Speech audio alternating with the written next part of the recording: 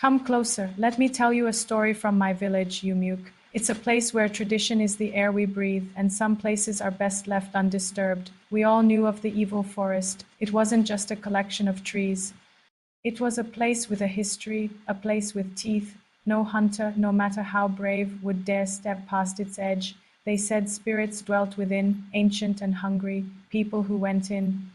Well, they simply became part of the forest story, another whispered warning, but rules are made to be broken, especially when a heart is desperate, and Ada's heart was shattering. Her mother, a woman with a laugh like wind chimes, was fading away. A strange sickness had taken hold, one that baffled every healer and defied every remedy. We watched helplessness creep into our homes, a shadow that the brightest sun couldn't chase away.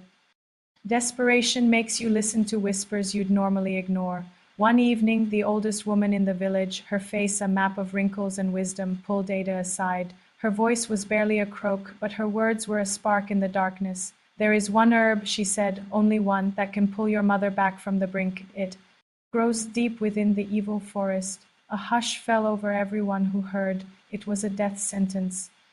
Don't go, Ada, we pleaded. The forest doesn't give anything back. I remember my own words, begging her to stay, to accept fate. But Ada looked at us, her eyes burning with a fire that scared me more than any spirit. If my mother dies, she said, her voice steady and clear, then I have no life left to live anyway. There was no arguing with that kind of love. That night, under a sliver of a moon, she prepared.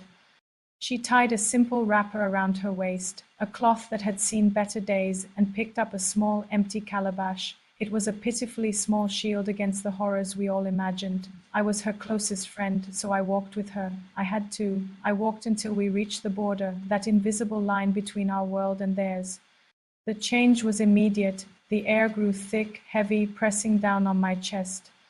It carried a smell I'll never forget, the scent of damp earth, decay, and something else. Something ancient and wrong. Even the crickets and night birds fell silent, as if holding their breath.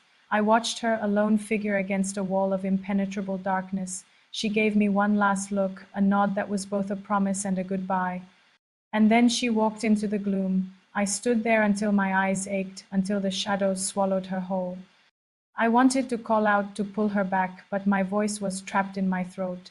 I just stood there, listening to the silence, which was louder than any scream. The village held its breath all night. When the sun finally bled over the horizon, we saw her, a figure stumbling out of the trees. It was Ada, but not the Ada who had left. She was caked in mud and streaked with blood. Her wrapper was ripped to shreds, and angry, deep cuts crisscrossed her arms and legs.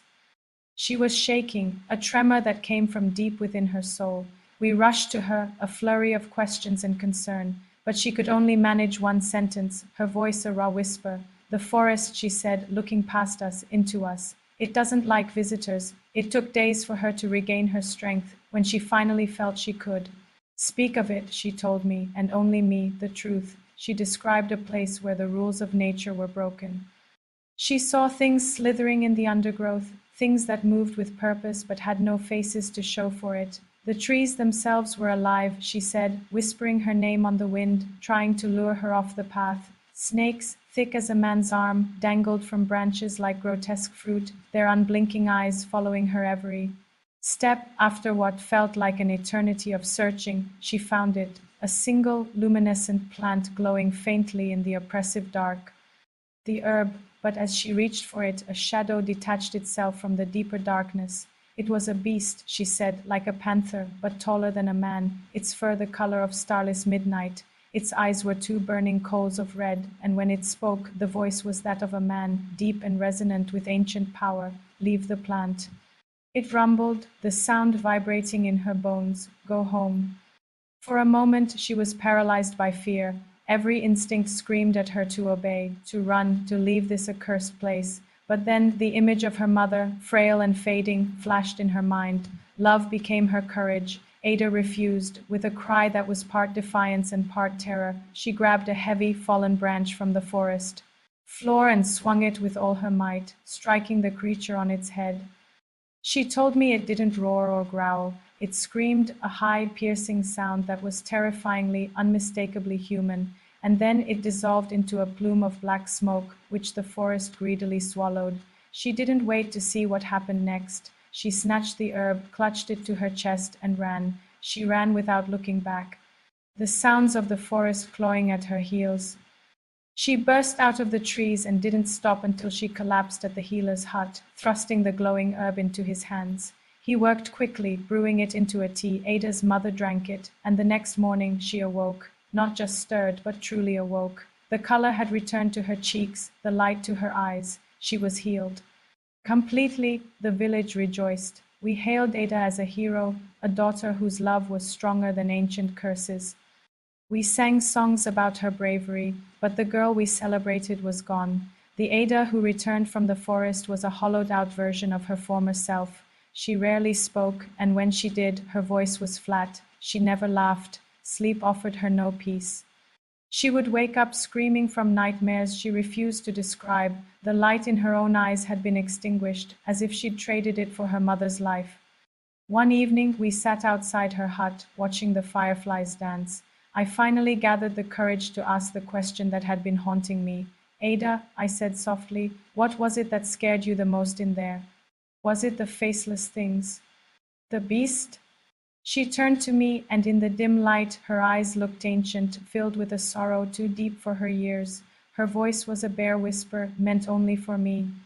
No, she said, it wasn't the snakes or the beast. The most terrifying thing was hearing my mother's voice. It was calling my name, telling me to come deeper into the darkness. It was her voice, and this was long before I even found the medicine to save her.